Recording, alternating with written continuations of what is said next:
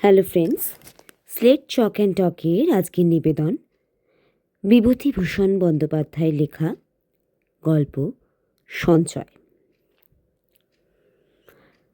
অতুল স্ত্রীকে ডেকে বললে, সে টাকা কোথায় গেল? বাক্সের মধ্যে যে টাকা ছিল।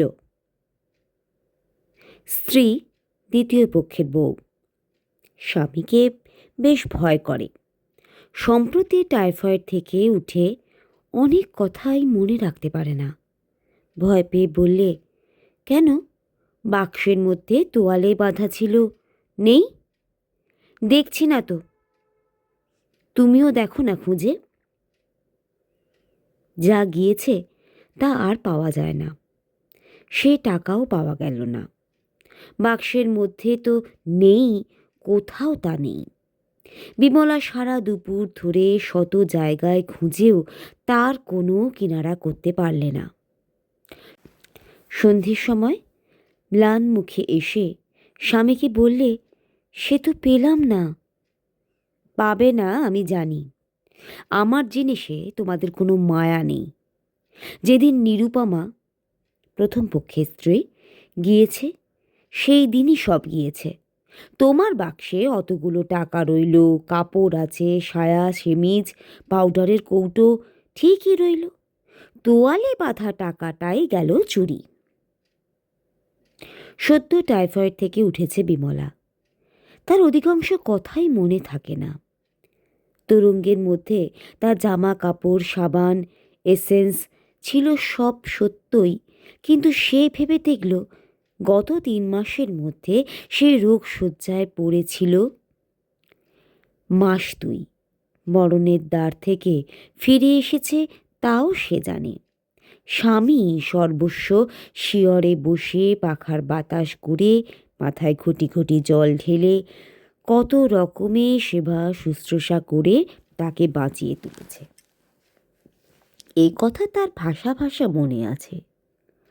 অসুখ সেরে উঠে আজ দিন করিয়ে সে বাপের বাড়ি এসেছে। সেই তরঙ্গটাও এখানে এসেছে সঙ্গে। অসুখের আগে একদিন অতুল খাজনা আদায় করে অনেকগুলো টাকা আনে। বিমলা বায়না করলে, ওগো কিছু টাকা আমায় দাও, দিতেই হবে, ছাড়বো না কিছুতেই। অতুল দ্বিতীয় পক্ষের স্ত্রীর অন্যায় আবদারে একটু বিরক্ত না হয়ে পারল না। সংসার খরচের টাকা জমাবার মতো বেশি টাকা যদি থাকতো তবে সে কথা স্বতন্ত্র। তা যখন নেই, অত বড় মেয়ের বোঝা উচিত। কিন্তু স্ত্রী বায়না ধরলে ছেলে মানুষের মতো, এ টাকাগুলো আমি আমার বাক্সে তুলে রাখবো, দাও আমাকে ওগো।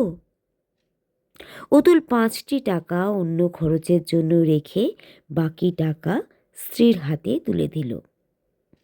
অতুলেরই একটা আধ ময়লা রুমালে বিমলা টাকাগুলো বেঁধে তাকে ছোলার কলসির মধ্যে রেখে দিল। রাত্রে অতুল বললে, টাকা কোথায় রেখেছ? তাকে ছোলার কলসির মধ্যে। থাক, ভালো জায়গা, কেউ টের পাবে না। এর কিছুদিন পরে বিমলা পড়ল শক্ত টাইফয়েডে। 2 দিন 5 দিন করে যখন 18 দিন কেটে গেল, তখন বাড়ির ঝি একদিন বিমলার ভাগ্নিকে বললে, দিদিমণি, ছোলাগুলো রোদ্দুরে দেব, বর্ষাকাল, নষ্ট হয়ে যাবে একেবারে। বিমলার এই ভাগ্নি তার মামার সংসারেই থাকত, অবিবাহিত, 13-14 বছর বয়স।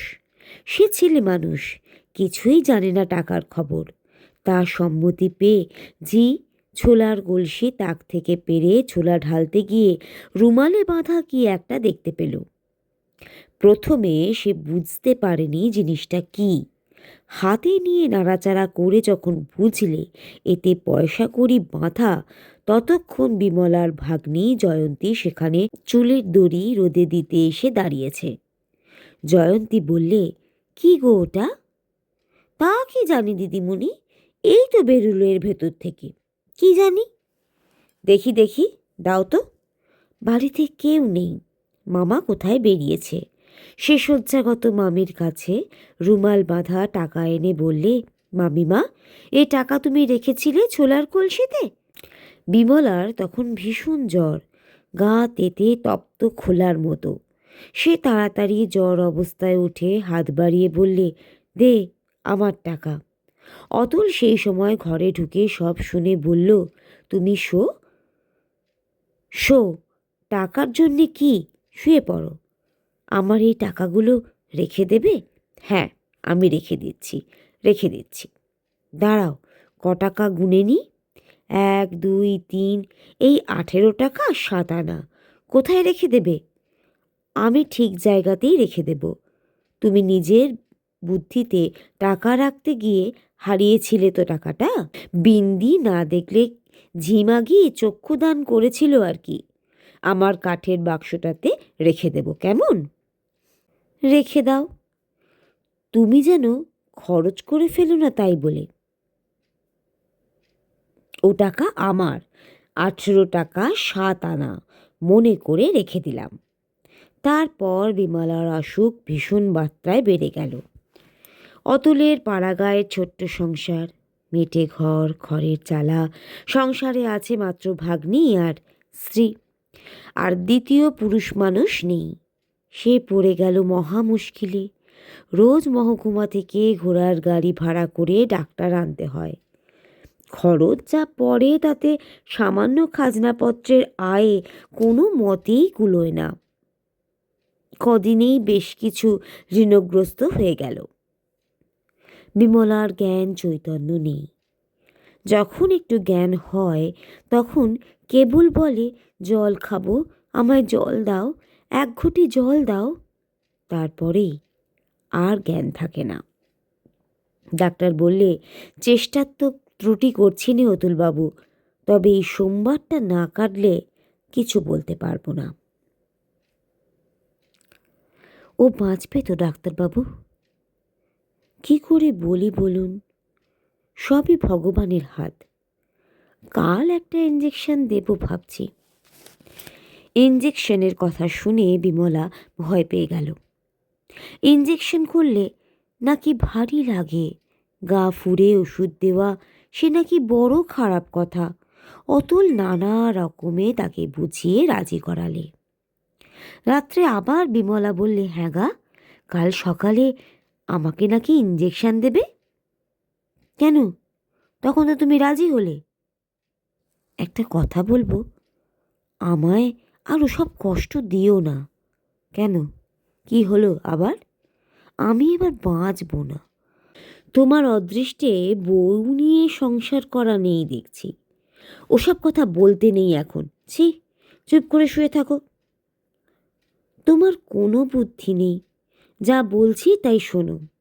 শুনেছি, তুমি বেশি কথা বলো না, ডাক্তারে বারণ করে দিয়েছে। হ্যাঁ গো, তুমি আমায় বাঁচিয়ে তুলতে পারবে? সে আবার কি কথা? নিশ্চয়ই। তোমার কি হয়েছে?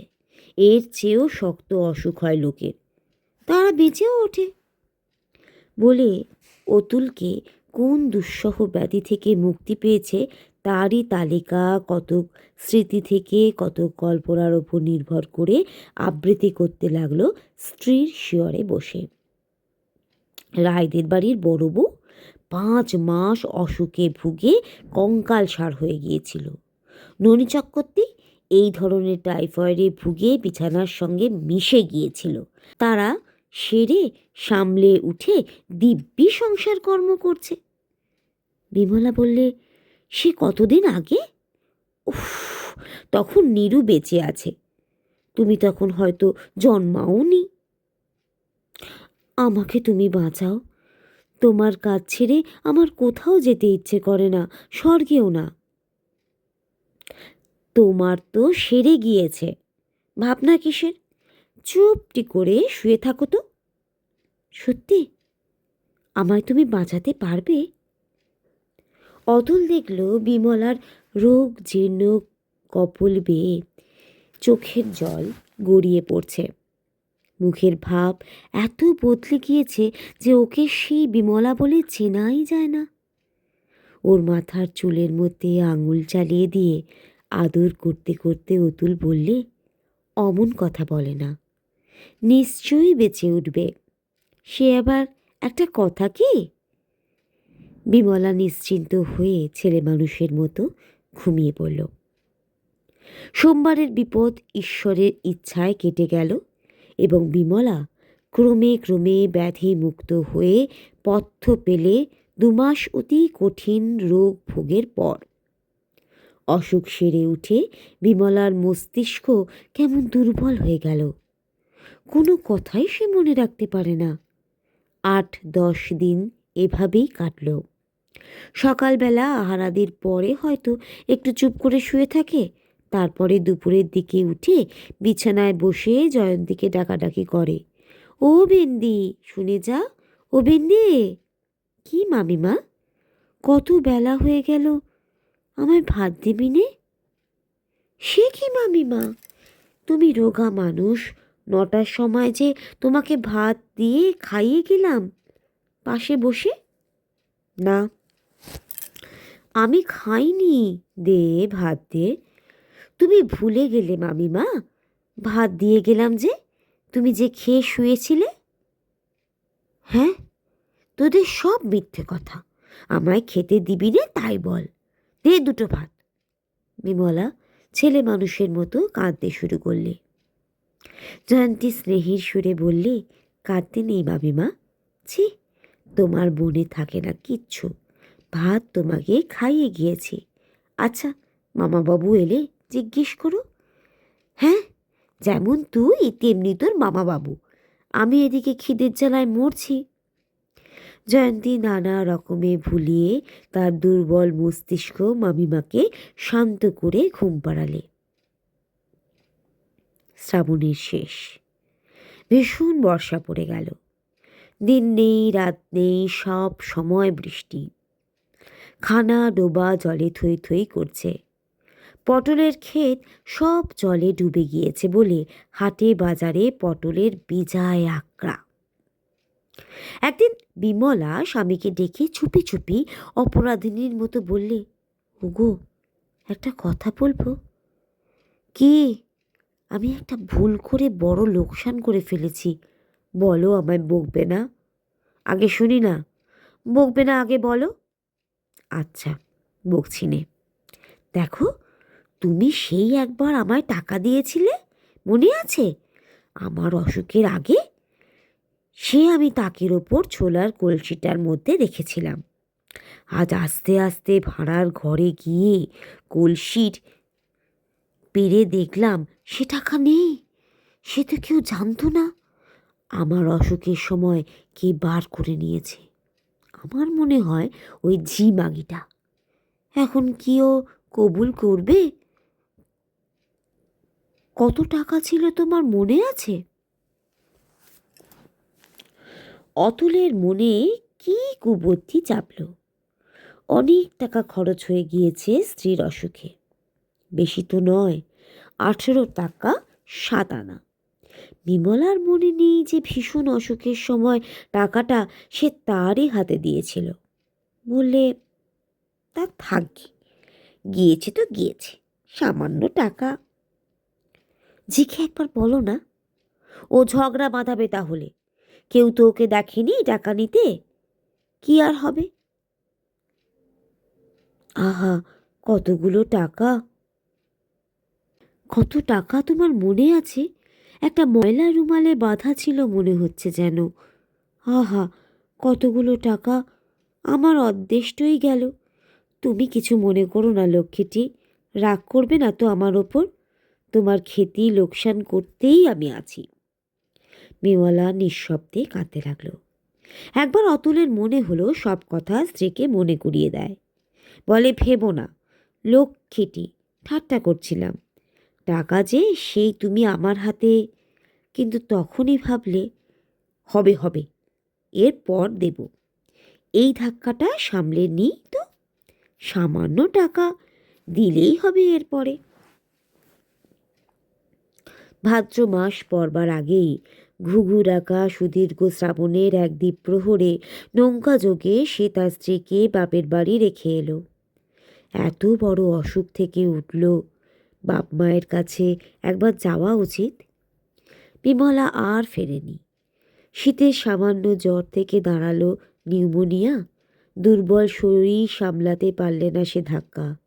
অতুলের সঙ্গে দেখাও হয়নি শেষ সময়টা। স্বামী বা 2-5টা সঞ্চিত টাকা যা পাউডারের কৌটোতে ছিল, নিজের তোরঙ্গটাতে সব ফেলে রেখে চলে গেল। এরপর 7 বৎসর অতীত হয়ে গিয়েছে। অতুলের বয়সও ভাটিয়েছে, মাথার চুলে পাক ধরেছে। দেখলেই মনে হবে যৌবন বিদায় নিয়েছে কিছুকাল আগে। এখন রাস্তায় কন্ট্রাক্টরি করে হাতে 2 পয়সা করছেও। আগের চেয়ে অবস্থা ঢের ভালো। গ্রামের মধ্যে একজন অবস্থাপন্ন লোক সে বর্তমানে। এবার স্থানীয় ইউনিয়ন বোর্ডের প্রেসিডেন্টও নির্বাচিত হয়েছে। শীতকালের দিন, সে বসে চৌকিদারের মাসিক বেতনের বিল পরীক্ষা করছে। এমন সময় পাশের ঘর থেকে সরোজিনীর, তৃতীয় পক্ষের স্ত্রী, 2টি ছেলে ও একটি মেয়েও হয়েছে, উত্তেজিত কণ্ঠস্বর শোনা গেল। শোনো শোনো, শিগগির এদিকে এসো তো, দেখো দেখো।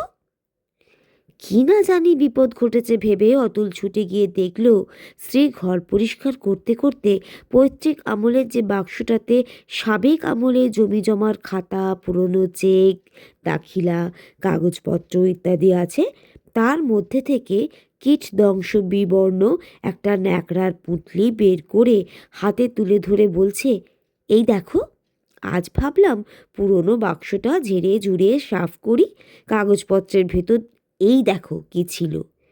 কি বলো তো এটা? বোধ হয় টাকা কড়ি। খুলে দেখি, দাঁড়াও। পরে ক্ষিপ্র হস্তে পুটুলির গেরো খুলে বললে, দেখো দেখো, টাকা আর খুচরো, দাঁড়াও গুনি। আনন্দপূর্ণ উত্তেজিত কণ্ঠে সে গুনতে লাগলো, 1, 2, 3, 4, 5। ওহ, দেখি। গোনা শেষ করে খুশির দৃষ্টিতে স্বামীর দিকে চেয়ে বলল, হুম, এ কিন্তু আমি দেব না। কর্তাদের আমলে টাকা এতদিন তোমরা কেউ পাওনি, একখানা রুমালে বাঁধা, দেখো না। অতুল দাঁড়িয়েছিল এতক্ষণ। অনেক দিন আগেকার একখানা জড়োদ্দীপ্ত আরক্ত মুখ, ছেলে মানুষের মতো লোভার্ত দৃষ্টি। এক বর্ষার মেঘ মেদুর দিন, শ্রাবণ মাস। সে শুধু কলের পুতুলের মতো বললে, কত আছে বললে? সরোজিনী হেসে ঘাড় দুলিয়ে দুলিয়ে বললে, 18 টাকা 7 আনা। এ আমি আর দিচ্ছি নে, আমি পেলাম, এ আমিই নেব।